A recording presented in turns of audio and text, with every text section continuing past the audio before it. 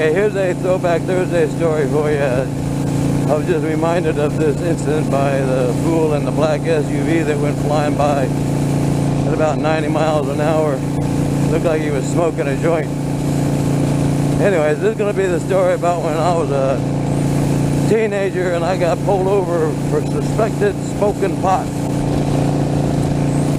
Now, I was cruising along in my little Austin Healey Bug-Eye Sprite I had back in the day.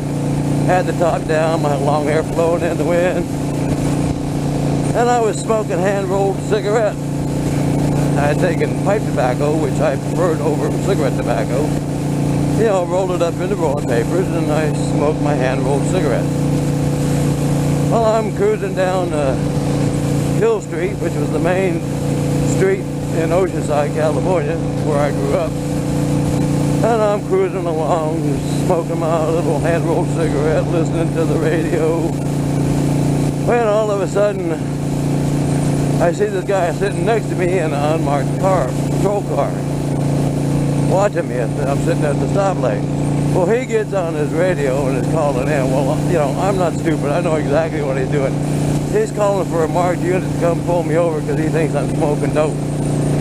Well, I just sit there with a big shit-eating grin on my face because it's not dope, it's just pipe tobacco. And I'm sitting there, well, okay, I'll go down. We're moving along a couple of blocks. He's riding on my right-hand side. I'm in the middle lane out there. And all of a sudden, of course, a black and white pulls up behind me. And I'm sitting there toking away on my hand-rolled cigarette. Well, all of a sudden, the red and blues come on. He hits the siren. And I pull on over, pull into the parking lot of, I think it was the Kinney Shoe Store at the time. And he comes walking up to the side. And I'm just sitting there with a hand-rolled cigarette in my mouth, puffing away. You know, and it goes to the regular old thing, you know, you got your driver's license, registration, blah, blah, blah. And he's sitting there. And, you know, he goes, well, what you smoking? And I go, hand-rolled cigarette. Then I pick up the baggie full of tobacco and hand it to him. He opens it up and smells it, of course. So he looked at me and goes, that's pipe tobacco. And he goes, oh. He goes, well, the reason I pulled you over is because your muffler's tied up with a coat hanger. You got to have a regular muffler hanger on the back. Which, you know, was kind of like a bullshit fix-it ticket. And which was true. I did have the last hanger on the muffler had broken, and I just taken a wire coat hanger and hooked it around there and hooked it back up because I couldn't find a new hanger to fit it. And I was waiting for one on order through the dealership because they don't keep those parts on hand.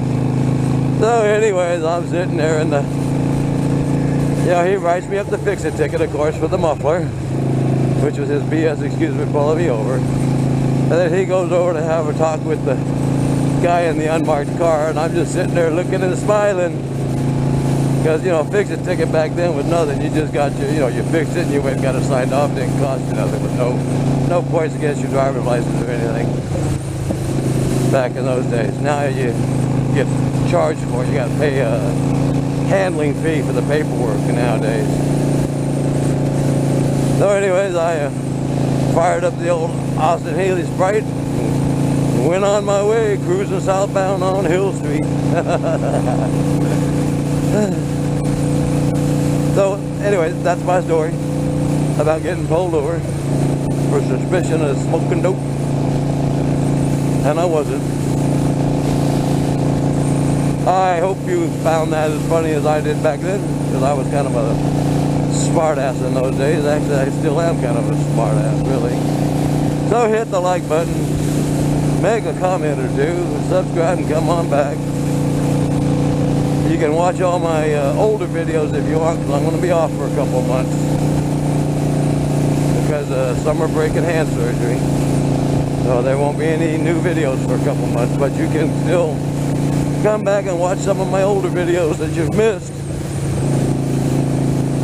There's some funny ones, some sad ones, and some exciting stories to tell back there. Anyways, I'm almost at my off-ramp.